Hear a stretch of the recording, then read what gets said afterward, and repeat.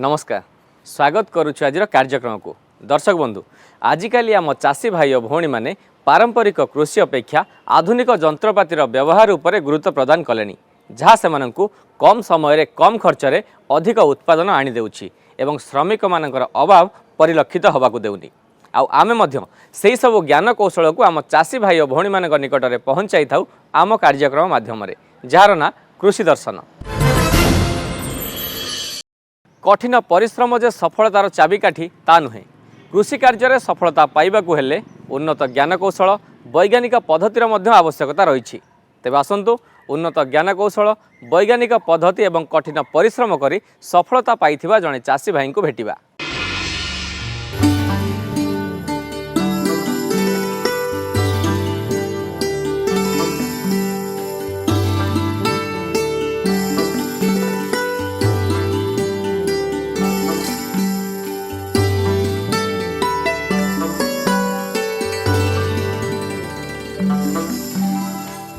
आमे तो सब बोले चाष उपर टिके निर्भर करसु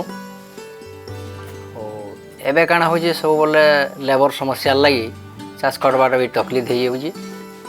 तो शुणबार के पहलू जे मुख्यमंत्री स्कीम गुटे बाहरी बोले से आम घर आलोचना कलु मेसीन माध्यम के चाषटा करमा और सक्सेस हमा लेबर खर्चा कमामा और चाष रे डेवलप करमा बोलिक चिंता कलु घर समस्ते विचार कलु आउ स्कीमटा लेडीज मान ना जेहेतु 50% स्कीम है तो मोर वाइफ रो ना से स्कीमटा 35,50,000 गोटे आवेदन टे कलु आउटा आवेदन कला परे सब मेसिनरी सामान आमको बैंक माध्यम रे मिलीगला आउ वर्षे परे परे सब्सिडी भी तमाने 17 लाख टका आमर मिली जाइए। चाषी परिवार बहु है आउ सब्सिडीटा मिलूचे बोलिकी आम गाड़ी आनछु हार्वेस्टर मेसीन आनछु पलारुआ मेसीन पावर टिलर घास कटा तापर गहम पिसा धान पिसा आरु इटा पंप आनछु। देखुन आमे जेन हार्वेस्टर आनलु सेटा हमर निजर चाष 10 एकड़ करी बाहरिया चाषी मानकर भी काम धाम करूछु 2 पैसा इनकम करवार लगी आ गत सीजन रे हमर पाखापाखि 300 घंटा हेतिला एबे ई सीजन रे टिके बढ़ी पारे बोली मोर आशा आउ चाषी मान को भी टिके सहयोग मिली जाउछि जेहेतु से माने भी लेबर समस्या रे पड़ुतले ताकू भी सुविधा हो जाए टाइम पड़ले निजर माने धान काटुजन आउ ठीक से माने खुशी रे रहुजन। देखुन एबे आमे हार्वेस्टर रो पछे हमर 2टा ट्रैक्टर चुन धान दोहारबार लगी लगे देइछु आउ गोटे ट्रैक्टर ता माने धान धना लोकंटा काम करसी आमर भी काम करसी आउ 2टा ट्रैक्टर ता माने चाष भी कला टाइम भी कादुआ काम चाषी मान गोटा करुची आमटा भी करुची से लगी आम ताने एबे बहुत भल स्थिति रे अच्छु। देखुन एबे हला बड़ समस्या बड़ प्लांट मान को कादुआ करवा लगी ट्रैक्टर सुविधा ना हबार से लगी पावर टिलर भी आनी जाइछु आउ छोट प्लॉट मान को किंबा बुढ़ी जमी मान को पावर टिलर रे कादुआ करवाटा बढ़िया होची आउ खर्चा भी बहुत कम। देखुन इतार संगे जेन विडरटा भी आसी से समस्त बढ़िया उपयोगी जंत्रटे बिना कोड़ी रे भी काम हो पारे पनीपरिवार है किंबा अति बुढ़ी जमी है जेन जगह पावर टिलर नहीं जाई पारबार से जगह भी निजे एकला तामने चाष करि पारबे से कादो को देकरी आ एटा एते बढ़िया जंत्रटे ये कहला ना सरे यहाँ चाष कला परे गाय गरु जेहेतु कहीं न रखबार घास काटबार नहीं कहे आ नीचे आयर घास काटिक सफा करवाटे भी तकलीफ हो तो से जेहेतु मेसीन बाहरी आरो जेहेतु आम आनीछू से घास कटा मेसीन द्वारा आयर भी सफा हो पारुची।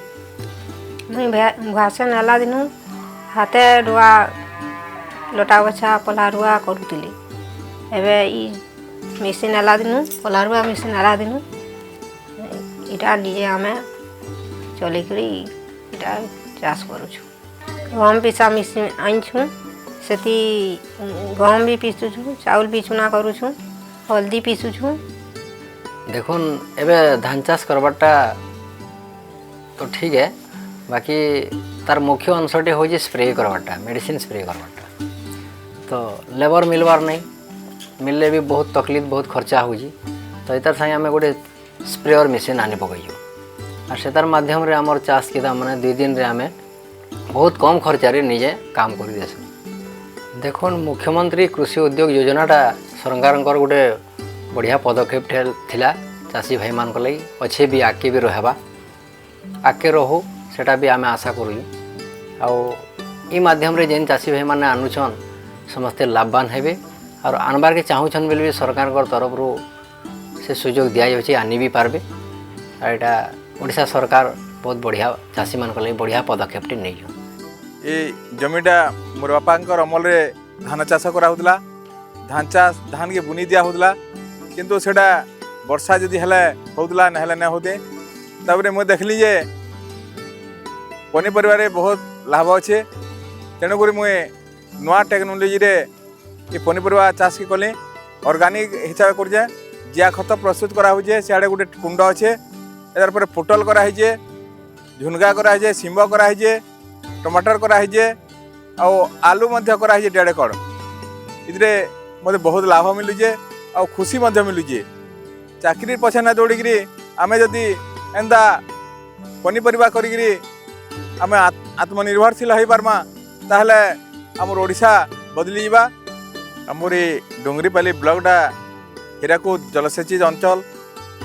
ଏଠାନେ ବହୁତ ପୋକ ରୋଗର ପ୍ରଭାବ ତେଣୁକରି ପୋକମରା ବହୁତ ଦେଇକିରି ଲୋକମାନେ ସୁନ୍ଦର କରୁଛନ୍ ଫସଲକେ ସୁନ୍ଦର ଦିଶୁଛେ କିନ୍ତୁ ସେଥିରେ ବିଷ ଭରି ରହିଛେ। ସେଇଟାକେ ମୁଁ ଦେଖିକିରି ମୁଇଁ ଗୋଟେ ଅର୍ଗାନିକ୍ ଫାର୍ମିଂ କରବାର୍କେ ମୋର ମନେ ଚିନ୍ତା କଲି।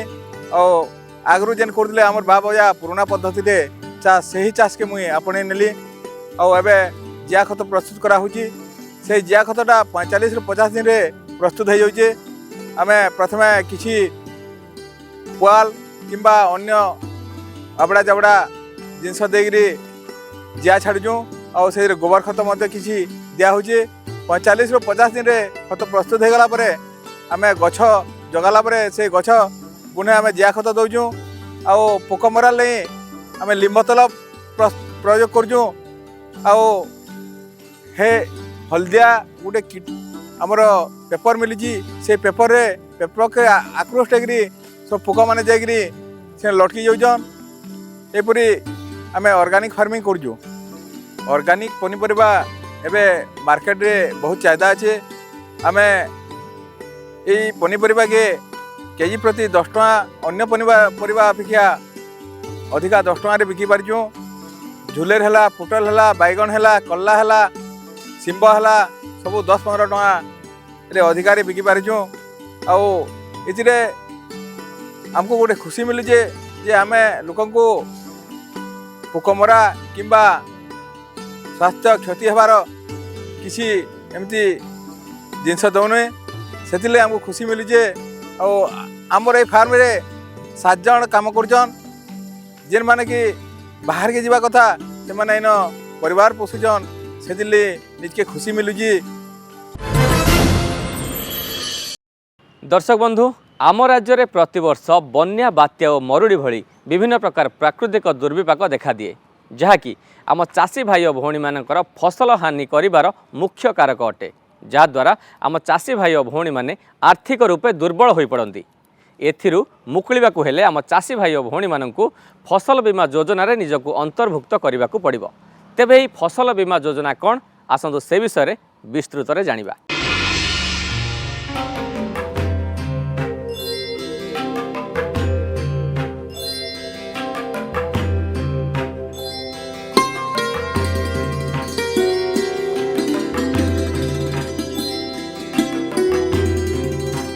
आम राज्य एक कृषि प्रधान राज्य। मुख्यतः आमर फसल होची धान। धान फसल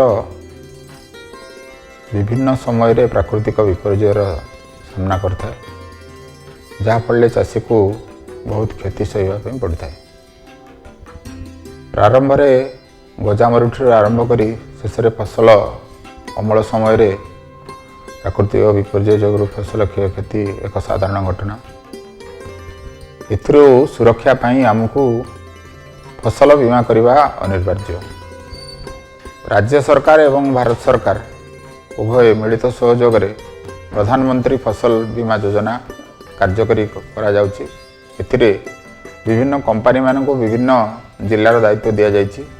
ता संगे कृषि विभाग एवं आमर जो रेवेन्यू बा राजस्व विभाग एवं कोऑपरेटिव बा समवाय विभाग एथिरे संपृक्त अच्छा।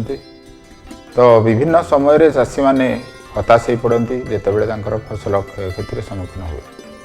किंतु जदि आमे आमर फसल को बीमा कर ठीक समय जमीती कि बुणवार 15 दिन मध्य चाष जमीर परिमाण विषम एवं से कौ फसल करे से संबंध आम बैंक रे हो बा आमर लैंप्स बा प्राइमरी एग्रीकल्चर कोऑपरेटिव सोसाइटी माध्यम आम बीमा करि परिबा। एबे मध्य आमे जो जनसेवा केंद्र माध्यम आम बीमा करि परिबा। तो बीमा हेले फसल सुरक्षित रहिबो। जदि कौन क्षयक्षति हुए तार आकलन करी चाषी मानू से बाबद आर्थिक सहायता देवार प्रावधान रही। ए दृष्टि आम आगु हतोत्साह हो पड़ुले किंतु एबे आउ हतोत्साह हबार कौन संभावना ना। आम ठीक समय जदि तथ्य देवा एवं ठीक समय आम तार पोर्टाल को जाइकरी जनइबा ताहले हमको सहायता निश्चित भाव में मिल। चाषी भाई मान को अनुरोध से माने ए दिगरे सचेतन हुंतु एवं फसल बीमा करंतु।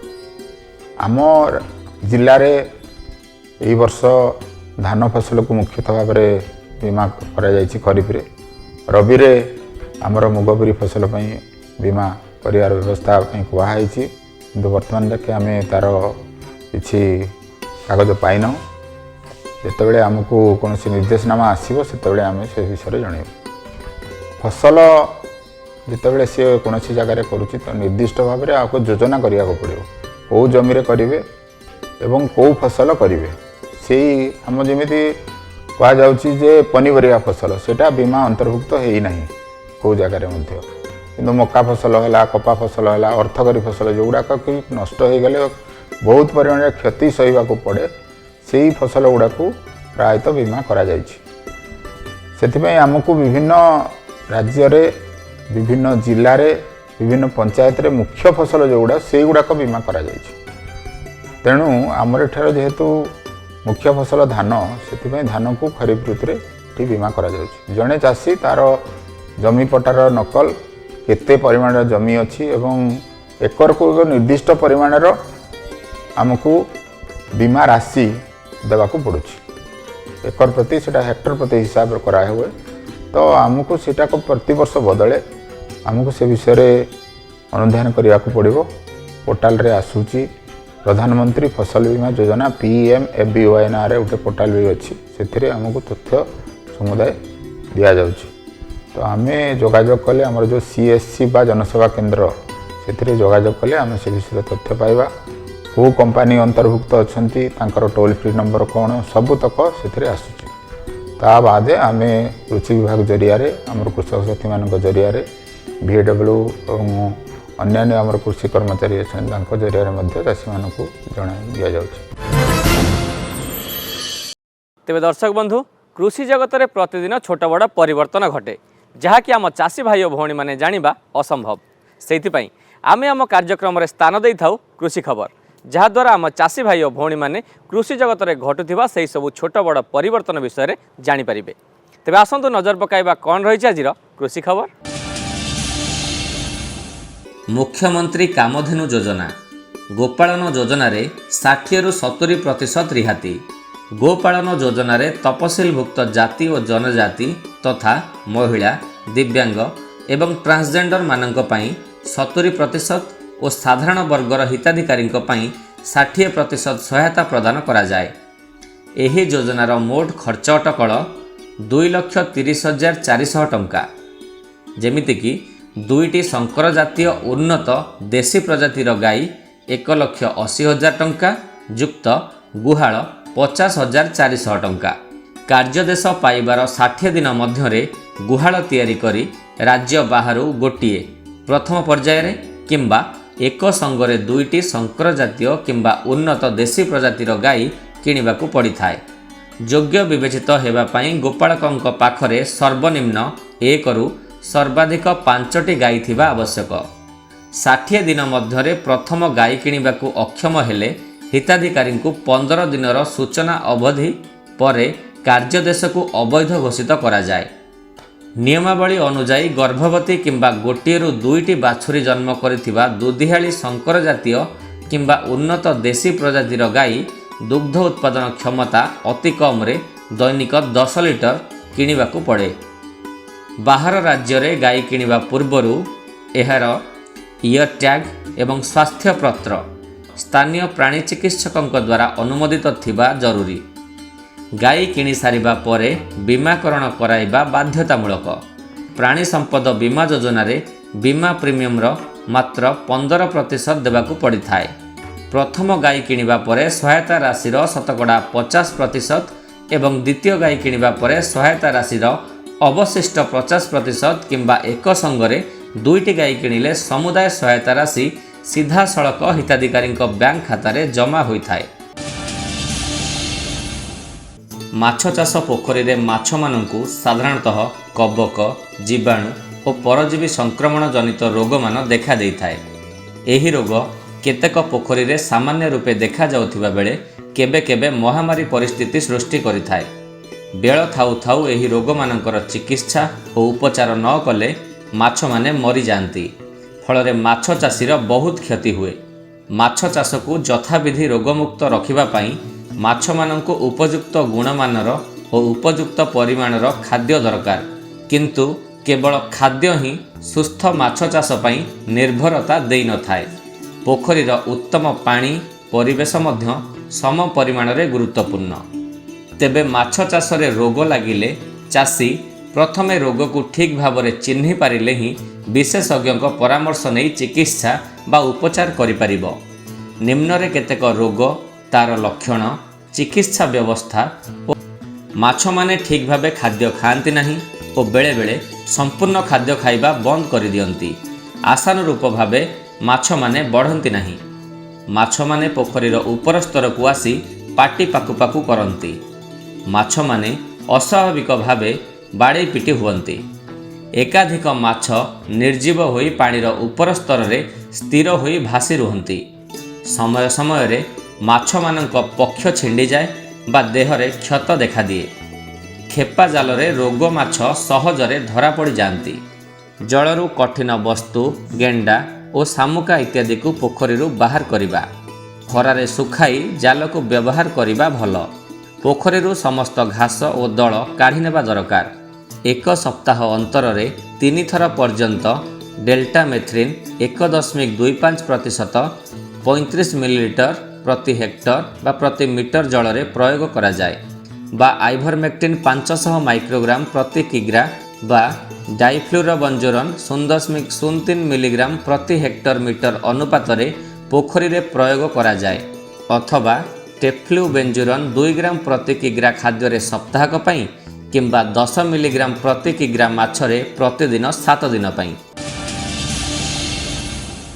ଗାଁ ଗହଳି ତଥା ସହରରେ କଖାରୁର ଚାହିଦା ରହିଛି। ବର୍ଷ ସାରା କଖାରୁ ବଜାରରେ କିଣିବାକୁ ମିଳେ। ତାର କାରଣ ପାଚିଲା କଖାରୁ ତୋଳା ପରଠାରୁ 5-6 ମାସ ପର୍ଯ୍ୟନ୍ତ ରହିପାରେ। ଗାଁ ଗହଳି ମନ୍ଦିରରେ କଖାରୁ ଏକ ପ୍ରଧାନ ପରିବା। ଏହାର ଡଙ୍କ, ଫୁଲ ଓ କଅଁଳ ପତ୍ର ମଧ୍ୟ ଖିଆଯାଏ। କଖାରୁ ସାଧାରଣତଃ ଉଷ୍ମ ଓ ଆର୍ଦ୍ର ଜଳବାୟୁର ଫସଲ, କିନ୍ତୁ ଓଡ଼ିଶାର ବିଭିନ୍ନ ଜଳବାୟୁରେ ଏହାର ଚାଷ ହେଉଛି। ତେଣୁ ଗ୍ରୀଷ୍ମ, ବର୍ଷା, ଶୀତ ଋତୁରେ ଅର୍ଥାତ୍ ବର୍ଷକ 12 ମାସରେ ଏହାର ଚାଷ ହେଉଛି। ତେବେ 18 ଡିଗ୍ରୀରୁ 30 ଡିଗ୍ରୀ ସେଲସିୟସ୍ ତାପମାତ୍ରା ଏହି ଫସଲ ଚାଷ ପାଇଁ ଉପଯୁକ୍ତ। ସବୁ ପ୍ରକାରର ମାଟିରେ କଖାରୁ ଚାଷ କରାଯାଇପାରେ, କିନ୍ତୁ ନିଗିଡ଼ା, ଉର୍ବର, ଦୋରସା ମାଟିରେ ଉତ୍ପାଦନ ଅଧିକ ହୁଏ। ମାଟିର ଅମ୍ଳତା 5.5ରୁ 6.8ରେ କଖାରୁ ଚାଷ ଭଲ ହୁଏ। ବୈଦ୍ୟବାଟୀ, ଗୁଆମାଳ, ଅମ୍ବଲି, ଅର୍କଚନ୍ଦନ, CO1, CO2, ପୂଷା ବିକାଶ, ପୂଷା ବିଶ୍ୱାସ, ଅର୍କ ସୂର୍ଯ୍ୟମୁଖୀ, ପଞ୍ଚବଟୀ, ବସୁମତୀ ଓ MPH1 ଶଙ୍କର କିସମ, ପୂଷା ହାଇବ୍ରିଡ୍ 1, ଭୈବବ C101 ପୂଷା ଅଳଙ୍କାର ବର୍ଷା ଦିନିଆ ପାଇଁ ଜୁନ୍ ଜୁଲାଇ ମାସରେ ଏବଂ ଖରା ଦିନିଆ ପାଇଁ ଫେବୃଆରୀ ମାର୍ଚ୍ଚରେ ଲଗାଯାଏ। ଜମିକୁ 2-3 ଓଡ଼ ଚାଷ କରି ମଇ ଦେଇ ସମତଳ କରିବା ଉଚିତ। ବର୍ଷା ଦିନିଆ ଫସଲରେ ଧାଡ଼ିକୁ ଧାଡ଼ି 150 ସେଣ୍ଟିମିଟର ଓ ମନ୍ଦାକୁ ମନ୍ଦା 150 ସେଣ୍ଟିମିଟର ଏବଂ ଖରାଦିନିଆ ଫସଲରେ ଧାଡ଼ିକୁ ଧାଡ଼ି 120 ସେଣ୍ଟିମିଟର ଓ ମନ୍ଦାକୁ ମନ୍ଦା 120 ସେଣ୍ଟିମିଟର ବ୍ୟବଧାନରେ 45 ସେଣ୍ଟିମିଟର ଲମ୍ବ ଓ 45 ସେଣ୍ଟିମିଟର ପ୍ରସ୍ଥ ଏବଂ 30 ସେଣ୍ଟିମିଟର ଗଭୀର ଖାତ ଖୋଳି ସେଥିରେ ଆବଶ୍ୟକ ମୁତାବକ ଖତ ସାର ଦେଇ ମନ୍ଦା ତିଆରି କରିବା ଉଚିତ। ପ୍ରତି ମନ୍ଦାରେ 3ରୁ 4ଟି ଲେଖାଏଁ ମଞ୍ଜି 3ରୁ 4 ସେଣ୍ଟିମିଟର ଗଭୀରରେ ଲଗାଯାଏ। ଏକର ପ୍ରତି 8ରୁ 10 ଟନ୍ କମ୍ପୋଷ୍ଟ ସାର ଦେବା କଥା। ମଞ୍ଜି ଲଗାଇବା ସମୟରେ ଏକର ପ୍ରତି 10 କେଜି ଯବକ୍ଷାରଜାନ ସାର, 12 କେଜି ଫସ୍ଫରସ୍ ଓ 30 କେଜି ପଟାସିୟମ୍ ସାର ମୂଳ ସାର ହିସାବରେ ଦିଆଯାଏ। ଲଗାଇବାର 20 ଦିନ, 40 ଦିନ ଓ 60 ଦିନରେ 5 କେଜି ଲେଖାଏଁ ଯବକ୍ଷାରଜାନ ସାର ଦିଆଯାଏ। ଯବକ୍ଷାରଜାନ ସାର ପାଇଁ 100 AN ସାର ଦେଲେ ମାଇ ଫୁଲ ବେଶୀ ଆସେ। ଡାଲି ଜାତୀୟ ଫସଲରେ ଆତ୍ମନିର୍ଭର ହେବା ପାଇଁ କେନ୍ଦ୍ର ସରକାରଙ୍କ ଦ୍ୱାରା ଏକ ନୂତନ ଅଭିଯାନ ଆରମ୍ଭ ହୋଇଛି। ଏହି ଅଭିଯାନ ପାଇଁ 11,440 କୋଟି ଟଙ୍କାର ବ୍ୟୟବରାଦ କରାଯାଇଛି। ଭାରତରେ ଡାଲି ଜାତୀୟ ଫସଲର କ୍ଷେତ୍ରଫଳ ପରିମାଣ ବଢ଼ାଇବା ସହ ଉତ୍ପାଦନକୁ 350 ଲକ୍ଷ ଟନ୍ରେ ପହଞ୍ଚାଇବାର ଲକ୍ଷ୍ୟ ରଖାଯାଇଛି। ଏହି କାର୍ଯ୍ୟକ୍ରମ ମାଧ୍ୟମରେ 28 ଲକ୍ଷ ବିହନ କିଟ୍, 129 ଲକ୍ଷ କ୍ୱିଣ୍ଟାଲର ପ୍ରମାଣିତ ବିହନ ଚାଷୀମାନଙ୍କୁ ଯୋଗାଇ ଦେବା ସହ 2 କୋଟି ଚାଷୀ ଏହି ମାଧ୍ୟମରେ ଉପକୃତ ହୋଇପାରିବେ। ଏହି ଯୋଜନାର ଲକ୍ଷ୍ୟଗୁଡ଼ିକ ହେଉଛି 2030 ଏବଂ 31 ସୁଦ୍ଧା 350 ଲକ୍ଷ ଟନ୍ ଉତ୍ପାଦନ, ସର୍ବନିମ୍ନ ସହାୟକ ମୂଲ୍ୟ ଆଧାରରେ ଚାଷୀଙ୍କ ଉତ୍ପାଦ କ୍ରୟ, ହରଡ଼, ବିରି, ମସୁର ଉପରେ ସ୍ୱତନ୍ତ୍ର ଫୋକସ୍, ଅମଳକ୍ଷମ ଏବଂ ଜଳବାୟୁ ସହନୀୟ ବିହନର ବ୍ୟବହାର, ଯାହା 2025 ଏବଂ 26ରୁ ଆରମ୍ଭ ହୋଇ 2030 ଏବଂ 31 ପର୍ଯ୍ୟନ୍ତ କାର୍ଯ୍ୟକାରୀ ହେବ। दर्शक बंधु जो चाषी भाई और भौणी मैंने कृषि कार्य करुँच से निज उत्पादित द्रव्यर सठिक मूल्य विषय जाना निहाती दरकार। से तो आम आम कार्यक्रम में प्रसार करिथाउ बजार दर। तेज आसतु नजर पकाइबा कौन रही आज बजार दर।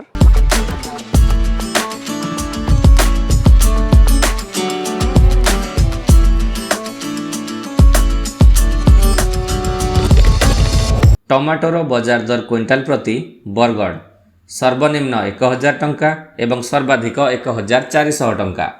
आनंदपुर सर्वनिम्न 950 टंका एवं सर्वाधिक 1050 टंका। हिंदोल सर्वनिम्न 1500 टंका एवं सर्वाधिक 1700 टंका। जलेश्वर सर्वनिम्न 1300 टंका एवं सर्वाधिक 1800 टंका रही। कंचा कदलीर बजार दर क्विंटाल प्रति हिंदोल सर्वनिम्न 2700 टंका एवं सर्वाधिक 3000 टंका। गंजाम सर्वनिम्न 2200 टंका एवं सर्वाधिक 2300 टंका। बौद्ध सर्वनिम्न 3000 टंका एवं सर्वाधिक 3500 टंका। बांकी सर्वनिम्न 800 टंका एवं सर्वाधिक 1200 टंका रही। दर्शक बंधु एबे आम जलवायु रे एमिति परिवर्तन घटिलाणी जे केतेबेले कौन घटिबो ताहा किए बा कहिबो। बन्या बात्या और मरुड़ी भली प्राकृतिक दुर्विपाक आम चाषी भाईटीर मेरुदंड भांगी दिए। आउ थरे ए प्राकृतिक दुर्विपाकर सामना कले आम चाषी भाई और भौणी माने 5 वर्ष पछकु फेरी जाती। सेतिपई जो चाषी भाई और भौणी माने कृषि कार्य करुछंती सेमानक निकटरे पाणीपाग संपर्कीय कृषि सूचना आगुआ रहिबा निहाती आवश्यक। खास सेइथिपई तो आमे आम कार्यक्रम रे स्थान देइथाउ पाणीपाग संपर्कीय सूचना। तेबे आसंतु जानि नेबा कोन रहिछि आजिर पाणीपाग संपर्कीय सूचना। अनुमान करा जाउछि राज्यर पाग सुखिला रहिबा सहित रात्रिर तापमात्रा ह्रास पाइबार संभावना रहिछि। आजिर तापमात्रा रे जाजपुर सर्वनिम्न 17 डिग्री सेल्सियस एवं सर्वाधिक 32 डिग्री सेल्सियस। केन्दुझर सर्वनिम्न 16 डिग्री सेल्सियस एवं सर्वाधिक 29 डिग्री सेल्सियस। कंधमाल सर्वनिम्न 16 डिग्री सेल्सियस एवं सर्वाधिक 30 डिग्री सेल्सियस। निमापड़ा সর্বনিম্ন 18 ডিগ্রি সেলসিয়াস এবং সর্বাধিক 31 ডিগ্রি সেলসিয়াস রেকর্ড করা যাইছে। তেবে দর্শক বন্ধু সবুথর পরি এথর মধ্য ফোন ইন্র কার্যক্রম রয়েছে এবং এ সপ্তাহর ফোন ইন্র বিষয়বস্তু রখা যাইছি মাছ চাষরে সরকারি প্रोत्साहन। এ বিষয়ে অধিক জাঁয়া আপনার আমি কল করতু। আমি কল করার নম্বরটি হল 0674 2300 139। দর্শক বন্ধু আশা করুছু আজির কার্যক্রমটি আপনার ভাল লাগি। আজির কার্যক্রম কিভাবে লাগিলা আপনার মতামত আমি পত্র দ্বারা জনাতু। आम ठिकाना कृषि दर्शन दूरदर्शन केन्द्र भुवनेश्वर पोस्ट सैनिक स्कूल आम पिन 751005 आम इमेल आईडी kdbbsr@hotmail.com। दर्शक बंधु एबे तो समय है आपंठू विदाय नवार पुणी देखा आगामी अध्याय से पर्यंत विदाय दिंतु। नमस्कार।